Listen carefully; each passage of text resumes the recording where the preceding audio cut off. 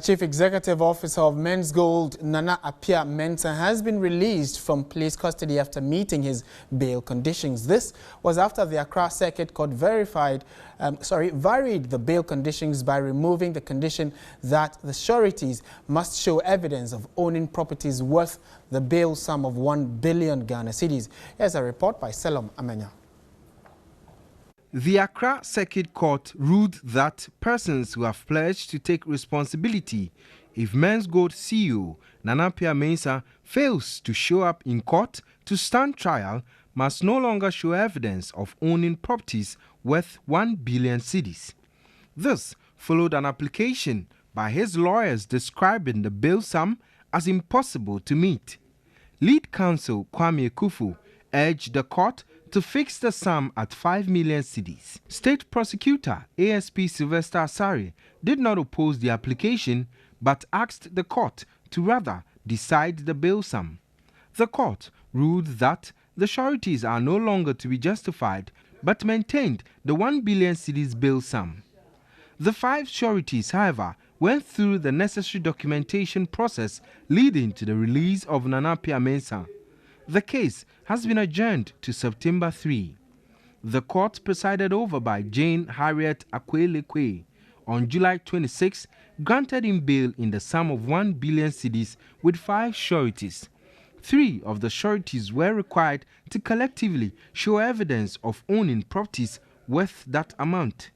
But Nana Apia Mensah remained in custody as he was not able to meet the conditions, which led to his lawyers filing for a variation of the bail conditions.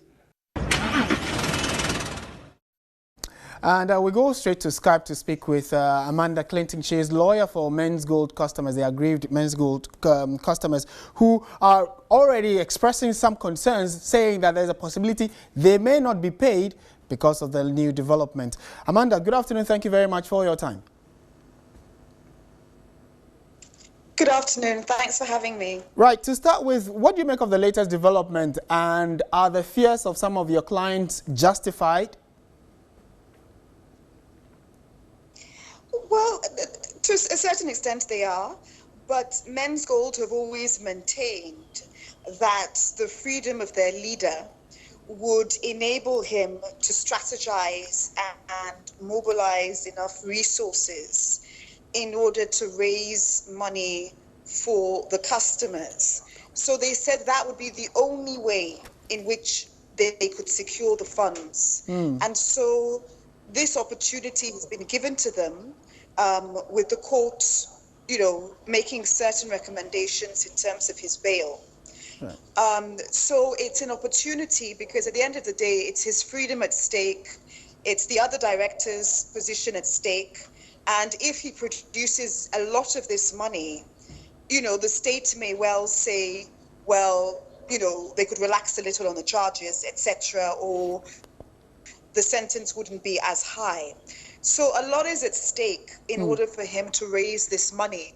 And I do think they've got the incentive now to try and figure out how they're going to pay depositors their principal sums. There are also the concerns that he should be, the state should leave out the substantive case they're dealing with NAM1 and help focus on how he can pay his customers, and that in the shortest possible time he should come out with a payment plan.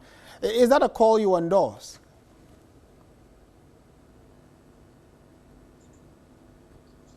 Hello? Yes, I'm asking that whether you agree with those who are saying that we should focus on getting NAM1 to come up with a payment plan and then tell us how he's going to pay your clients, and then the state can leave the case to be. When he's done paying, they can deal with him on that. Unfortunately, we seem to have a problem. Let's go back to Skype. Amanda Clinton has joined us again. Amanda, I was asking whether you agree with the commentary on social media that, or from some of your clients, that we should let NAM1 come out with a payment plan on how he's going to pay them, and then the substantive case be dealt with later. Do you agree with that call?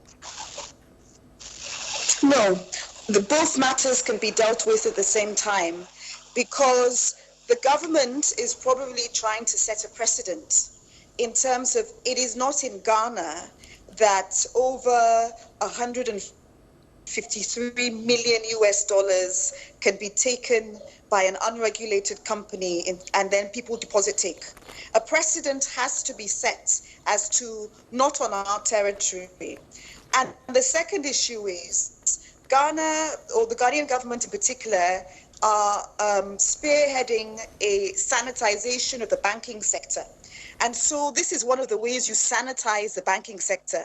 You deal with the informal banking sector, which is unregulated companies, and you set a standard.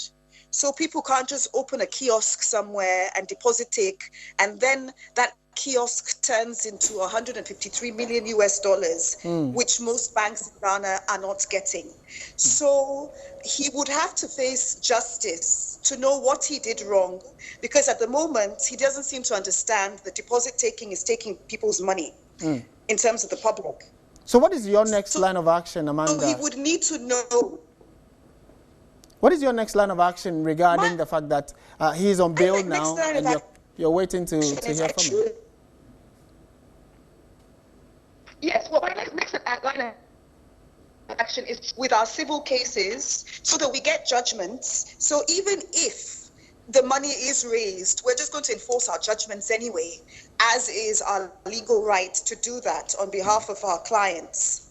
The second issue is I really do think Menzgold's team is motivated to raise this money because if not, it could cost their boss his freedom, the other directors, and long term, it might not be very good for them if they don't raise this money. Okay. So I do think they are definitely motivated to try and find this money. Thank you so much for making time to speak with us, Amanda Clinton.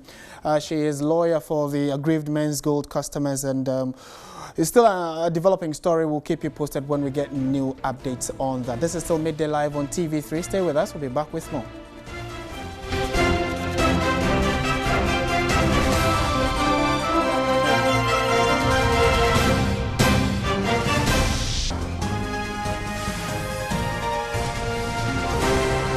Very much for staying with us. Let's do business now. And workers of Ghana Manganese Company Limited, GMC, have been asked to go home until further notice.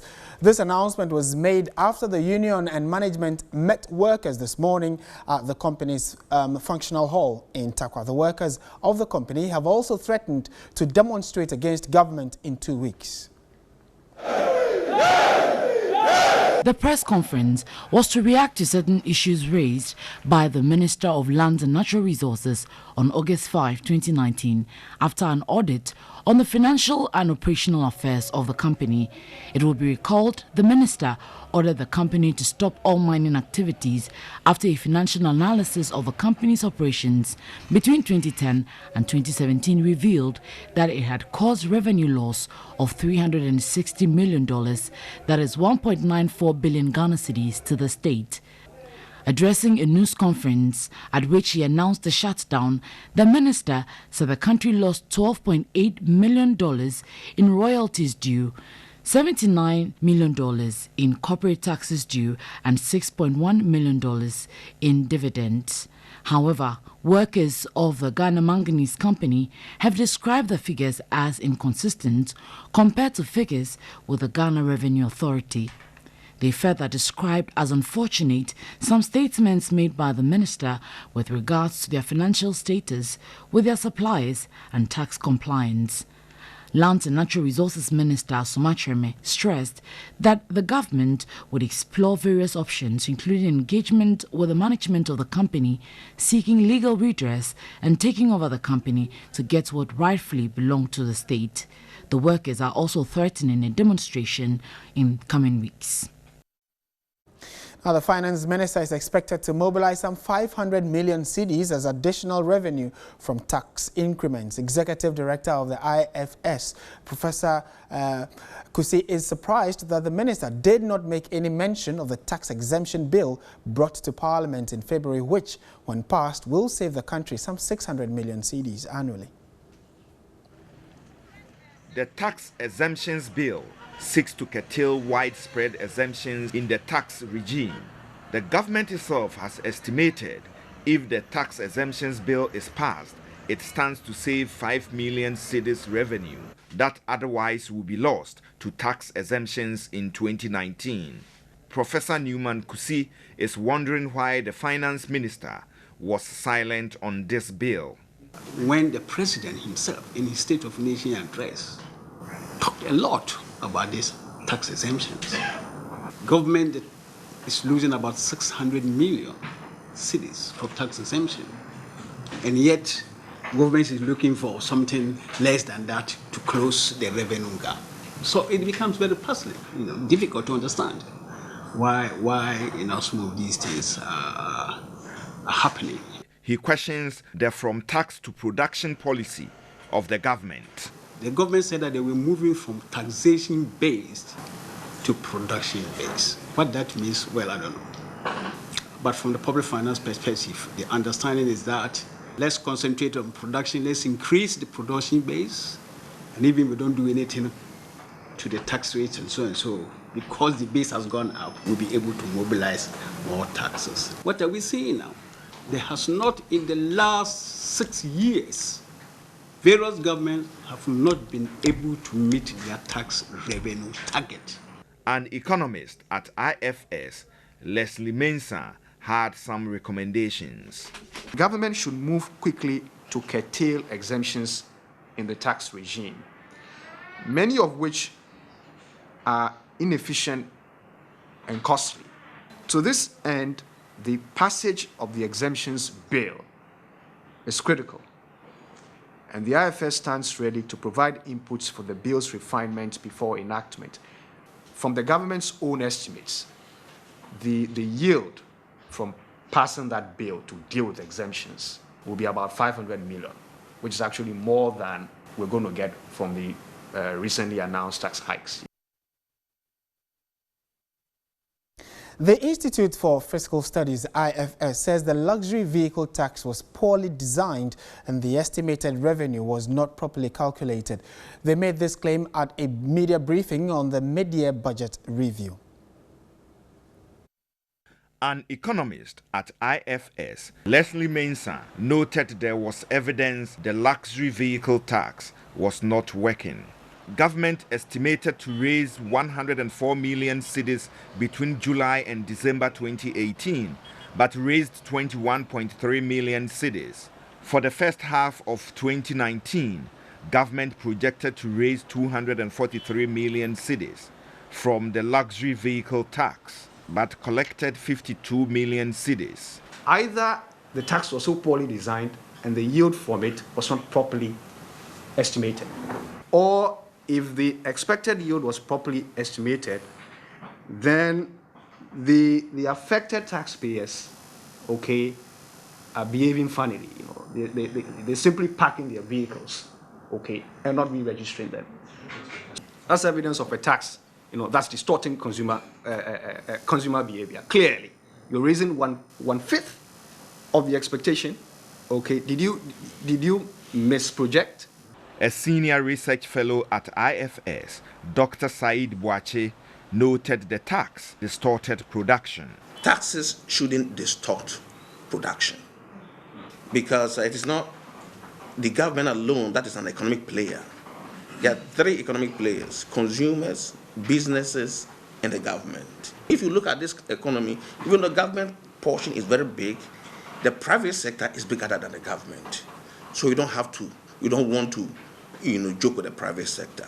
Those dealers were complaining bitterly for it was affecting their business. On another note, taxes should not only aim at raising revenue, they have to be fair.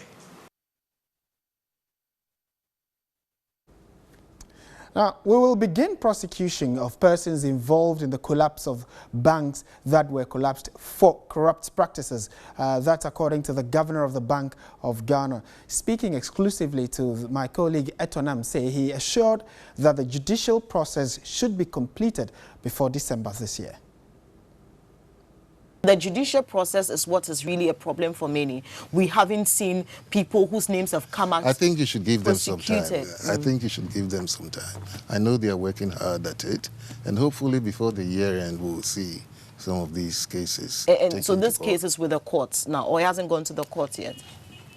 I know that there are some preparations towards that. That the people involved will be prosecuted as a deterrent to those. I know that there are some processes towards that. So let's wait and see what happens. By the end of the year, we should see something. He has meanwhile explained that the dwindling financial state of the National Investment Bank is not out of control. He explains that with adequate managerial structures, the state bank should be running smoothly soon. What is the state of NIB? NIB, as you know, is a state bank. It has issues with capital. It has issues with non-performing loans, because a lot of the loans were not granted through the proper channels. The risk management there wasn't very good. We have sent in an advisor to look at that bank and advise the central bank.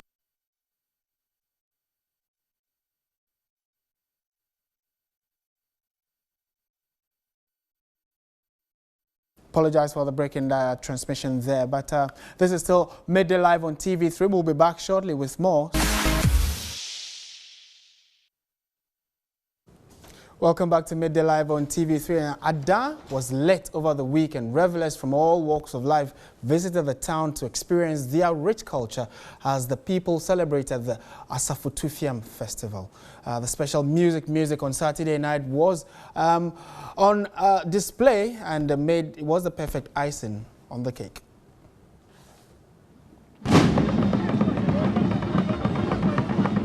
All traditional areas in Ghana are identified with special festivals. The Asafotufiam Festival is distinct to the people of the Ada traditional area. Thousands of revelers, including many first-timers, converge in Ada to experience the culturally rich festival.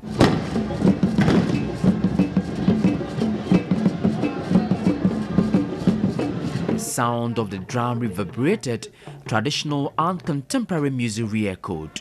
Indigents twisted to the rhythm of authentic music produced by traditional instruments. It was just not a breathtaking getaway trip. Revelers grabbed a thing or two about the culture of the people.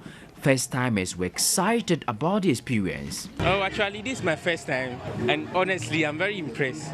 The crowd, the excitement, people up and down, very much impressed. There was such a great energy. It was great to see different communities come together all under one roof, and I learned a lot about the culture of Ghana. It was a fantastic experience, and I would definitely recommend it to anybody interested in experiencing Ghana.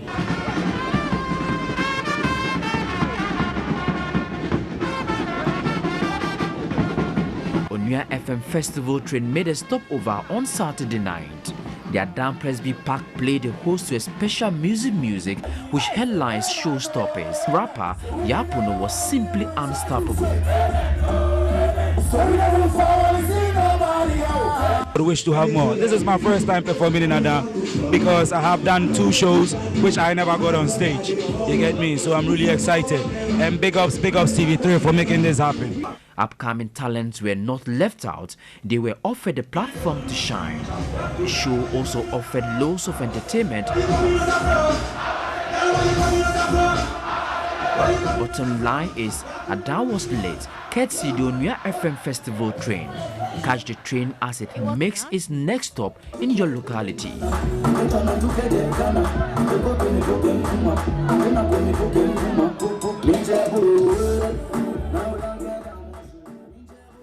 A sensational female rapper Frida Rhymes has signed a 5-year recording and management deal with entertainment company Young Mission Entertainment. The deal comes with a house, an undisclosed amount of money, and other exciting packages meant to project her promising career. So okay day now. Or show me boss me then you go far. I used to cry, you gave me a shoulder to lean on. Now for day is over. And I just to me from me, say you did for me.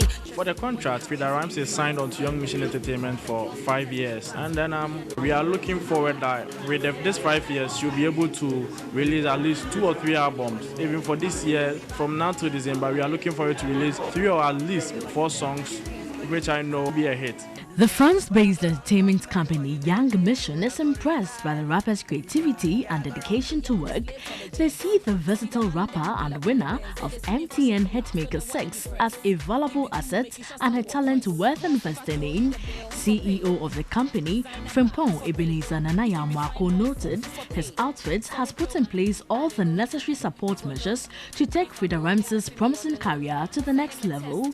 I saw Frida was quite a good artist, and then with a little help or support that she will need, I think she will blow. The company is giving her a house of her choice. That is, right after this signing, she will talk with one of our real estate agents to get the house of her choice that she wants. There are some figures as well in it. Young Mission will be working with artist management team AVO to bring out the best of their latest signee. The new deal comes barely 2 months after the Idigo composer exited D Black's Black Avenue Music. The rapper is not just excited about the 5-year deal, she hopes to make the best of it.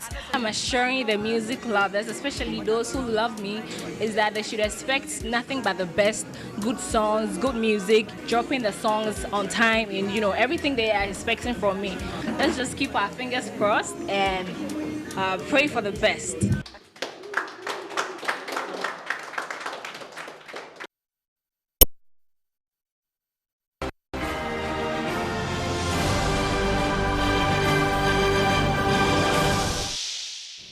Time for international news, and Donald Trump is to visit the sites of mass shootings in Ohio and Texas amid warnings he will not be welcome. The attacks in Dayton and El Paso left 31 people dead.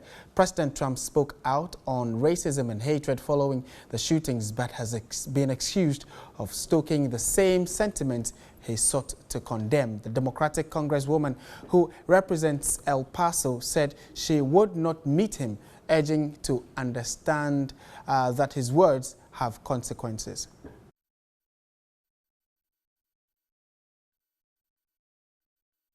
And that's it for the bulletin. It came your way from our studio here at Adisawa in Accra. My name is Martin Esiedudate. There is more news on our website, 3news.com. Do have a good afternoon. As always, stay positive.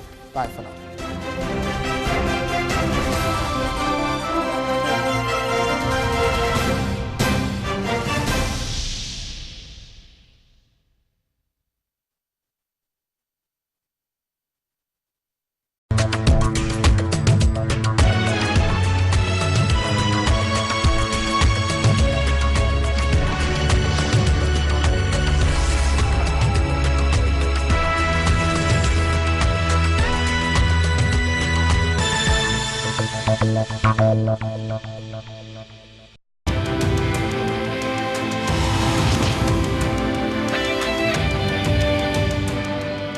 Elena's Ghost is brought to you by Cerelac, now with Iron Plus, big nutrition for small tummies.